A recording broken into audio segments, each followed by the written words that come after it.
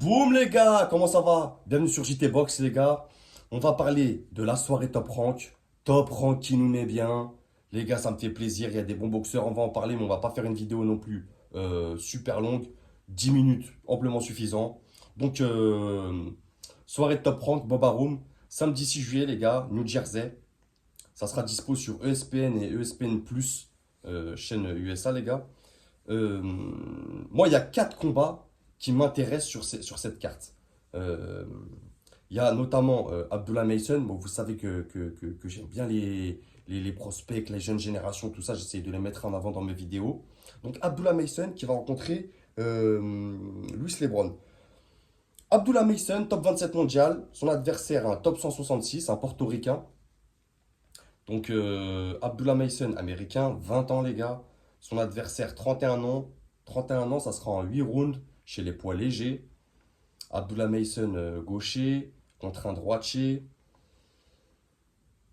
Abdullah Mason, il est sur une série de 13 victoires, 0 défaite, 0 match nul. Et son adversaire, avec plus d'expérience, je pense que c'est l'adversaire ou le deuxième, je crois que c'est le deuxième adversaire qui rend compte qui a le plus d'expérience en termes de combat, les gars, en termes de volume de combat. Il est sur 20 victoires, 5 défaites et un match nul. Donc voilà, moi j'aime bien Abdullah Mason, vous le savez. C'est un boxeur que j'aime bien, jeune, carrière bien montée, grosse carrière amateur, un gros style très patient, bien sur ses appuis, avec un gros bras arrière, technique précis, avec du punch. C'est vraiment une nouvelle école, tu vois. C'est vrai que ces dernières années, on avait tendance à voir beaucoup le style Philly Shell, tu vois, de profil. Ça ne sera pas le cas d'un Abdullah Mason. Il va être beaucoup de face, mais il va bien le faire, tu vois, avec des bonnes esquives, des bonnes remises, des bonnes combinaisons, vraiment agressif, contrôle du centre de ring. En plus, un gaucher, ça fait plaisir. Donc moi, mon prono pour ce fight, les gars, je vois, c'est un 8 rounds. Je vois une victoire de Abdullah Mason par KO ou TKO avant le sixième. Je vois pas. Parce que même, attention quand même, c'est un portoricain, ça veut dire que c'est solide l'adversaire, mais je le vois pas aller plus loin dans le fight. Vous voyez ce que je veux dire? Ensuite, deuxième combat pour moi qui me fait dire que Top Rank, ça nous régale vraiment dans cette soirée, c'est Keishon Davis. Keishon Davis, c'est 25 ans, les gars, droitier, boxeur américain. Il est sur 10 victoires, 0 défaite, 0 match nul. Et je trouve un peu qu'il est sous-coté. Tu vois, il fait partie de cette génération des Shakur, des Devin Haney. Bon, Shakur un petit peu plus vieux, il a 27 ans, mais Devin Haney, Ryan Garcia, tout ça, ça a 25 ans. Je trouve il est un peu mis de côté. Tu vois, vraiment. Pourtant, c'est un bon, très très bon boxeur, les gars. Très très très bon boxeur, croyez-moi. Son adversaire, Miguel Madueno, donc boxeur mexicain.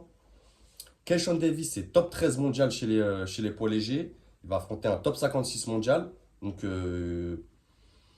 il se fait sa petite marge, il fait ses petites expériences, ses petits combats. Donc, c'est très bien à lui. Poids léger, les gars, catégorie très disputée. On va pas revenir là-dessus. Il y a du lourd dans cette catégorie. Poids léger, super plume, super léger. C'est que des dingueries dans ces catégories. Donc, 25 ans, les deux, ils ont 25 ans. Ça sera en 10 rounds. Son adversaire, pareil, grosse expérience, boxeur mexicain, 31 victoires, 2 défaites, 0 match nul. Donc, c'est pas un palmarès dégueulasse. En face, quand même, c'est sérieux. Même si y a un écart de 40 places entre les deux bonhommes, en face, ça reste sérieux quand même. C'est pas un combat facile. Tu vois, c'est quand même une belle opposition. Donc, moi, pareil, Keishon Davis, les gars, je le suis depuis longtemps. C'est pas pour rien, je vous dis qu'il est sous-coté. Il est agréable à regarder boxer, c'est peu de déchets, c'est vraiment un beau boxeur, un bon produit américain encore une fois. Et pareil, mon prono, en 10 rounds, je vois pareil, un KO TKO avant la huitième pour Keishon Davis. Je pense que Mexicain, pareil que Portoricain, c'est des boxeurs qui ont de la caisse, qui ont du coffre, donc je les vois quand même faire des rounds. Ensuite, en co-main event, enfin je crois que c'est un co-main event, je sais pas s'il est en main event Shakur, j'ai regardé sur BoxRec les gars, il était en co-main event. Shakur Stevenson les gars, contre Artem Harutyunyan. Alors, il y en a beaucoup, et je peux le comprendre, je le conçois. grave les gars, je suis d'accord avec vous, qui voit un peu comme Teofimo qui nous prend un Steve Clackett, tu vois, récemment. On se dit que pour un top 2 mondial, pour le détenteur de la ceinture WBC chez les poids légers, on mérite quand même un meilleur combat. Shakur Stevenson, 27 ans, boxeur américain, top 2, gaucher, ça sera un 12 rounds chez les poids légers, donc défense de titre WBC pour Shakur Stevenson. Son adversaire, c'est un Allemand, il a 33 ans et il est top 45. Je pense que c'est là que ça dérange, top 45. Droitier, Shakur Stevenson, c'est 21 victoires, 0 défaite, 0 match nul. Et Artem, c'est 12 victoires, une défaite et 0 match nul. Il est légitime dans le sens où, certes, on veut mieux, mais il est quand même top 7 WBC, Artem. Donc, quoi qu'il arrive, Shakur, il prend quand même les mecs qui sont classés dans sa fédé. Tu vois, il n'a pas pris un mec top 15 non plus, donc top 7, ça reste milieu de classement de fédé. Donc voilà. Après, c'est vrai que Shakur, je pense que comme le dernier combat contre Edwin Los Santos, ça n'a pas déçu les gens, mais on a senti une petite frustration. Tu vois, il faut être deux pour faire un beau combat, et là, c'est un combat ennuyant. Vraiment, vraiment. Comme Teofimo. Je les compare un peu avec Teofimo parce que le combat d'avant, là, Teofimo, c'était contre qui, là? J'avais fait une vidéo, là, Running Man. Le mec qui a couru. Ah mince, j'ai oublié son prénom, les gars. Ortiz. Germain Ortiz. Bah, c'est un peu pareil. Tu vois, on est frustré. On sait que c'est d'excellents boxeurs. Et on veut les voir exceller, justement, contre des adversaires qui les font briller. Donc voilà. Donc j'aurais plus vu un Raymond Muratalla, un William Zepeda. Le gars, il est top 1 partout, il mérite sa chance mondiale. Je comprends pas encore pourquoi il n'a pas de chance mondiale, les gars. D'ailleurs, je vais faire une station box, petite parenthèse, les gars, après je reviens. Je vais faire une station box vendredi, certainement. Bon, voilà, on va revenir sur la soirée top rank. Je vais parler de William Zepeda. Pour moi, il mérite une chance mondiale. Donc, on va essayer d'en discuter. Je vais parler aussi du combat de Milan Pratt du samedi 8 juillet. Et je vais revenir un peu sur l'aura d'un combat entre Michel Soro et Bakary Samaké. Et si j'ai d'autres sujets dans la tête qui me viennent avant vendredi, on les mettra dans Station Box, on discutera tranquille entre nous les frères. Donc j'aurais bien vu Raymond Muratalla, William Zepeda et pourquoi pas un Mark Chamberlain, un Shakur Stevenson, Mark Chamberlain, moi ça me botte. Direct. Vraiment. Donc prono.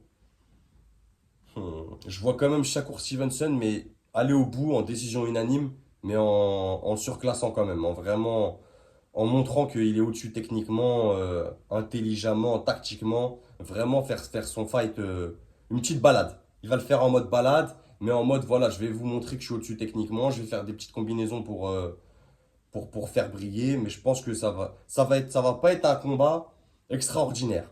Même si j'aime bien Shakur Stevenson et qui dit qu'il veut le mettre KO, euh, c'est pas un puncher, il va pas s'inventer un punch du jour au lendemain. Là, il a quand même 27 ans, donc il a plus trop de marge de progression.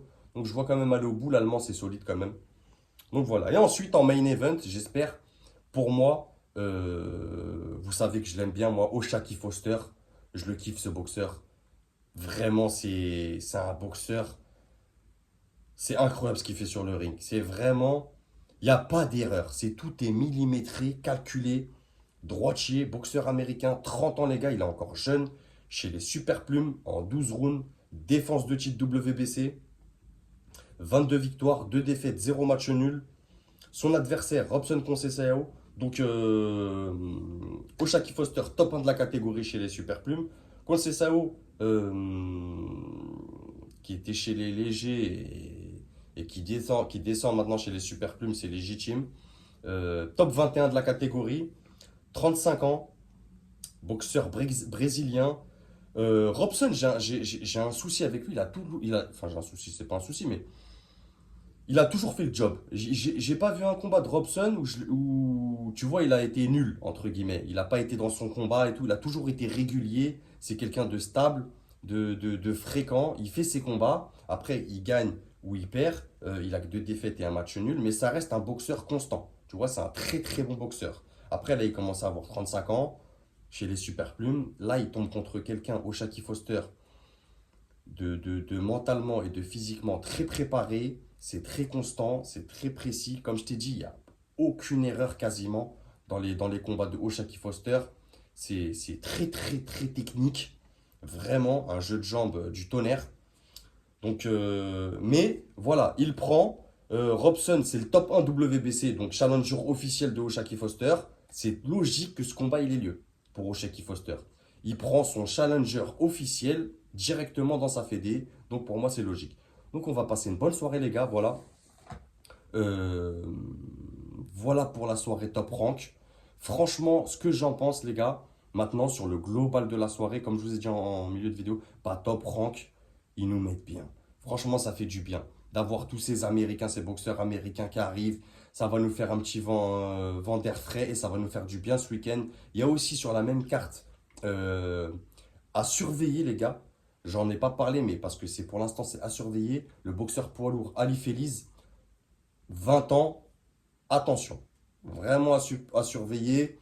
Tu vois, je le mets peut-être pas au même rang qu'un Itoma, parce que Itoma, il est un peu plus haut médiatiquement, tout ça, et même en termes de palmarès, mais il suit la même ligne directrice. Tu vois, c'est vraiment des poids lourds à surveiller.